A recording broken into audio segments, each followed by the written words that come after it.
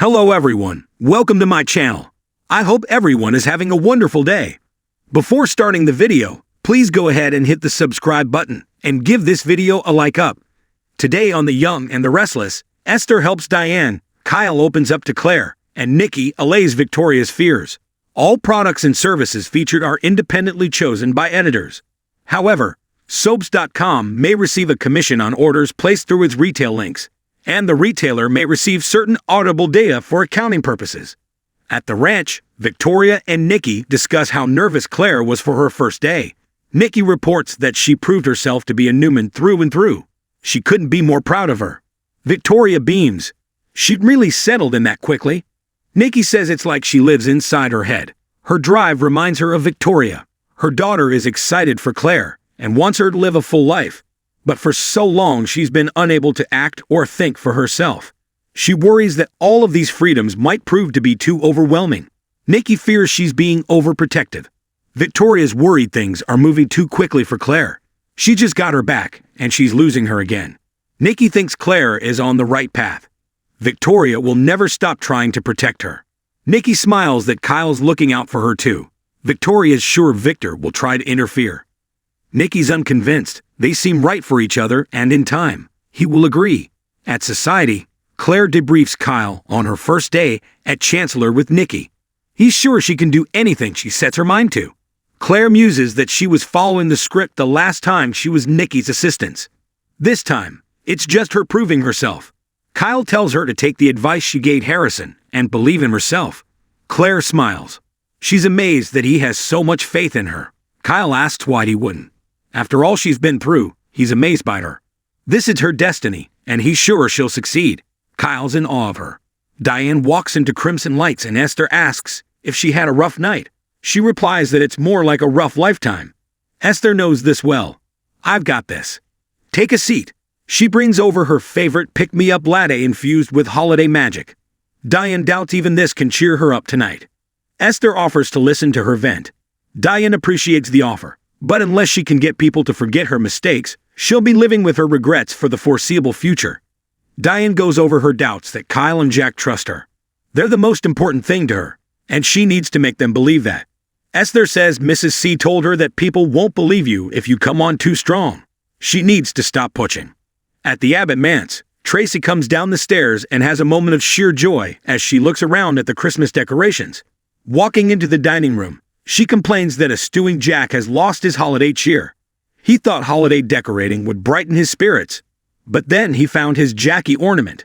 Tracy laughs that it's seen a few things. She recalls that he made it with their mother. Jack's held onto the past, the same way he's held onto the ornament. It may be a fatal Abbott flaw. Breaking the cycle will have to start with him. Tracy doesn't like seeing him down like this, and asks if it has to do with mother. Jack admits he had a run-in with Billy today. He resents him and the way he's treated him in the past. When he saw the ornament, it made him think of the resentment he had for their mother.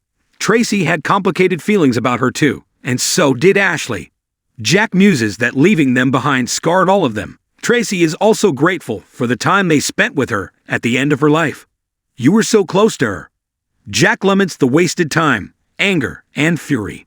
He carried it around and never let it go until right before she died. Tracy asks if this is about Diane and Kyle. Jack admits he's not so sure the situation between the three of them is resolved. Jack tells Tracy that Kyle has lingering distrust and deep-seated anger toward Diane.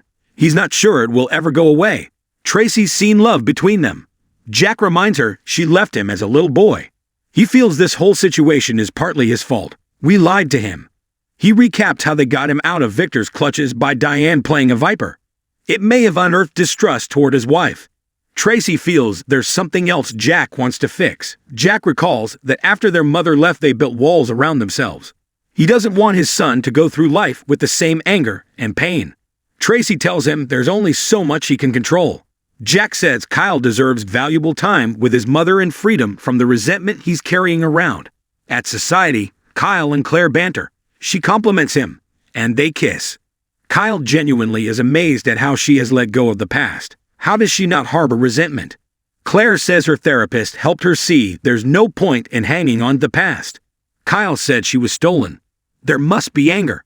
Claire can work herself up if she fixates on it. But then Jordan wins.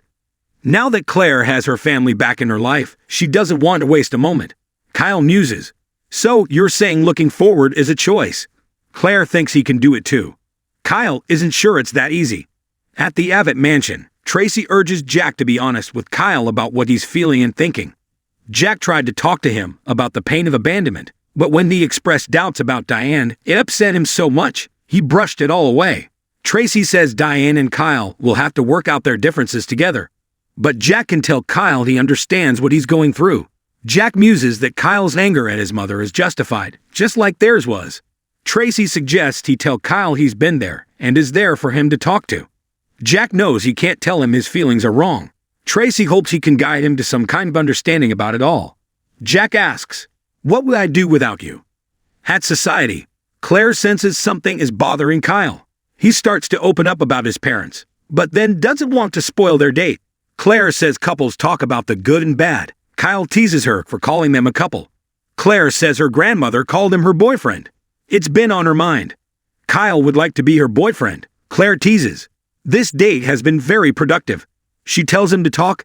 Your girlfriend is here to listen. Kyle says he still doesn't feel he can trust his mom. He can't let go of the resentment. Claire learns she hasn't moved out of his office at Jeba. Claire reminds him that the job is his.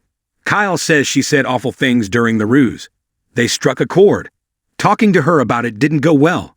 Claire is familiar with manipulative behavior and doesn't think Diane is lying to him. Kyle tried talking to Jack about it, but he just wants him to forgive and forget. At the Abbott manse, Tracy tells Jack this will all work out. And don't worry about your feelings about the past. It's not a weakness, it's your superpower. Jack needed to hear that. Tracy hugs him goodnight and urges him to go hang his ornament. They express their love. Jack makes his way into the living room and pours a scotch. Getting a faraway look in his eye, he flashes through memories of his mother Dina. At the ranch, Nikki tells Victoria that Claire has more strength than she realizes. Victoria doesn't want anything to happen to break her spirit. Nikki spent so many hours needlessly worrying about her, but she survived many challenges. You found your way through and so will Claire. Victoria thanks her mom. I love you. At Crimson Lights, Diane and Esther talk about Catherine's advice. Diane doesn't think changing her behavior will get her anywhere. She's tried to prove herself, but people throw her past back in her face. Esther suggests she do the most selfless thing she can think of. Diane thought she had when she stepped down from her job. Esther is talking about a true personal sacrifice that people will find it impossible not to believe. Diane thanks her for listening and for the advice. She needs to figure out the ultimate selfless act that will give her Kyle's complete acceptance and forgiveness. At the Abbott mansion, Kyle and Claire come in and find Jack in the living room. Kyle asks his dad if everything is all right. Jack will speak to him in the morning, but there's no reason to worry. Claire says she should go. Kyle walks her out. Outside the door, she gushes about being a couple, and they kiss. She assures him he'll figure things out with his mom, and walks off. Claire arrives at the ranch and Nikki and Victoria ask about her evening. She says it was amazing. Nikki says she gave her mother a glowing report about her first day at work. Claire beams, I love my life. At the Abbott mansion, Kyle asks Jack what's bothering him. Jack admits he's been doing a lot of thinking tonight about letting go of the past and moving on. He wants him to know he understands his feelings about his mother. He's been there. Kyle knows he has, but it's still a different situation. Jack wants him to know he doesn't judge him for having doubts about Diane. I am here to talk with you anytime you need to talk about it. I love you, Kyle. Your mother does too. We want to be a family again. Kyle can't just trust his mom overnight, but he will try. Talk turns to the decorating and Jack prompts Kyle to hang his ornament. For me, and for your grandmother. Kyle says, you've got it. Jack tears up as he watches Kyle add it to the tree. It's perfect. Just perfect.